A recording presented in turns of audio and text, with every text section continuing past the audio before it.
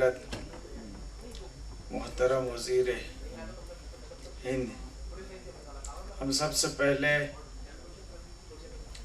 اللہ جل شانہ کا شکر ادا کرتے ہیں کہ اتنا بڑا اجتماع جناب مفتی محفوظ الرحمان صاحب کی دعوت پر منعقد ہوا۔ حقیقت میں معارف قاسم کا آج کا جو ضخیم نمبر جس کا اجرا ہوا اسے ہم نے دیکھا، ہمیں بھی ایسی توقع نہیں تھی کہ اتنا جامع اور مفصل نمبر موصوف تیار کر کے ملت کے لیے پیش کریں گے۔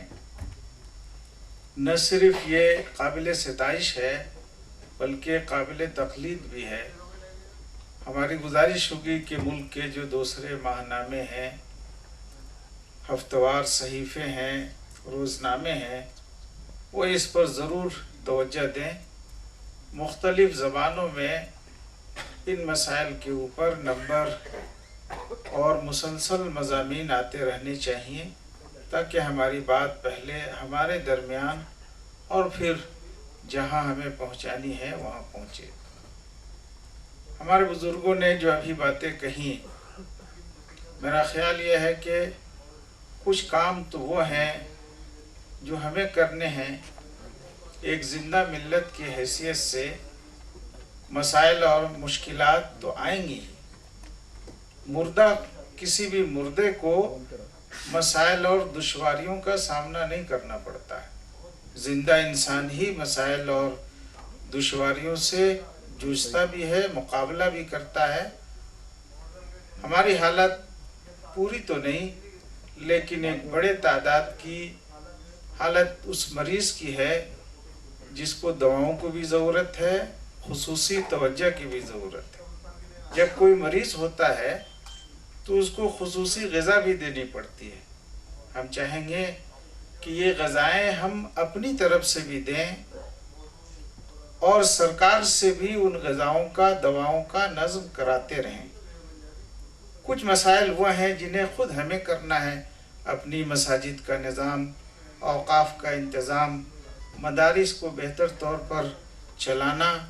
جہاں مدارس نہیں ہیں آبادیوں کے حساب سے، آج بھی سینکڑوں جگہیں ایسی ہیں جہاں مدرسوں کی ضرورت ہے، وہاں مدرسے قائم کرنا۔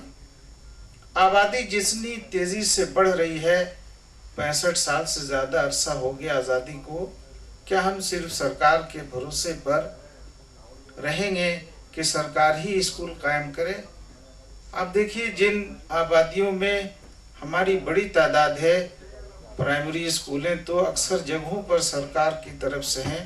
اگر ہائی اسکول اور انٹر کالج کی سطح پر جلد ہم نے قائم نہیں کیے تو صرف سرکار کے بھروسے پر معلوم نہیں کہ اگلے 10-20 سال اور نکل جائیں اور ہماری آبادی پرائمری سطح سے اوپر کی تعلیم جتنی تعداد میں حاصل کرنی چاہیے نہیں کر پائے گی۔ اس لیے میری گزارش تو یہ ہوگی کہ ہمیں ایسی تحریک چلانی چاہیے کہ ہر ایسی پنچایت جہاں ہماری بڑی تعداد ہے، مستقبل کو سامنے رکھتے ہوئے، 25-50 سال کے آنے والے مستقبل کو سامنے رکھتے ہوئے، ہائی اسکول کی سطح بلکہ انٹر کالج کی سطح کے ادارے ہر پنچایت میں کھولنے کی ہم کوشش کریں۔ مدرسے بھی اسی حساب سے ہمیں قائم کرنے چاہیے۔ میں یقیناً شکر گزار ہوں جناب کے رحمان خان کا کہ انہوں نے ابھی حالیہ دنوں میں MSDP کے جو سرکاری مسلمانوں اور اقلیتوں کے لیے جو فنڈ ہے اس کو انہوں نے گاؤں کی سطح تک مسلم آبادیوں تک پہنچانے کی جو کوشش کی ہے وہ قابل تعریف ہے۔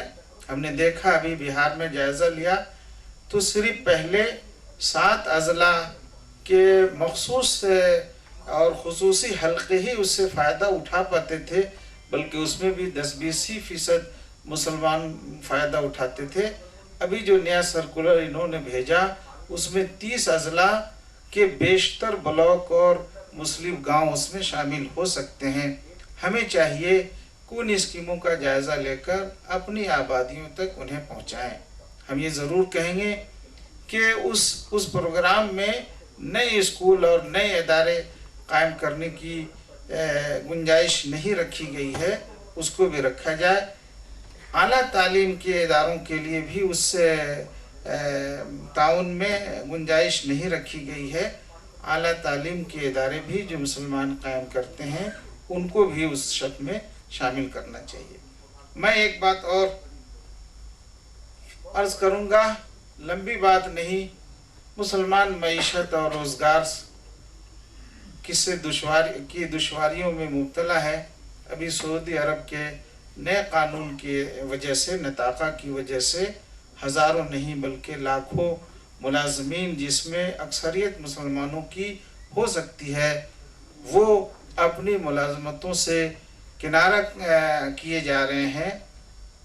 یہ معاملہ گرچہ وزارت خارجہ کے تحت آتا ہے، لیکن ہم گزارش کریں گے جناب کے رحمان خان سے کہ وہ ذاتی طور پر اس کو دیکھیں اور وزیر اعظم کی سطح سے اس کی بات مملکت سعودی عرب کے سربراہ سے ہونی چاہیے. میں اسی کے ساتھ صرف اس بات کی طرف توجہ دلاؤں گا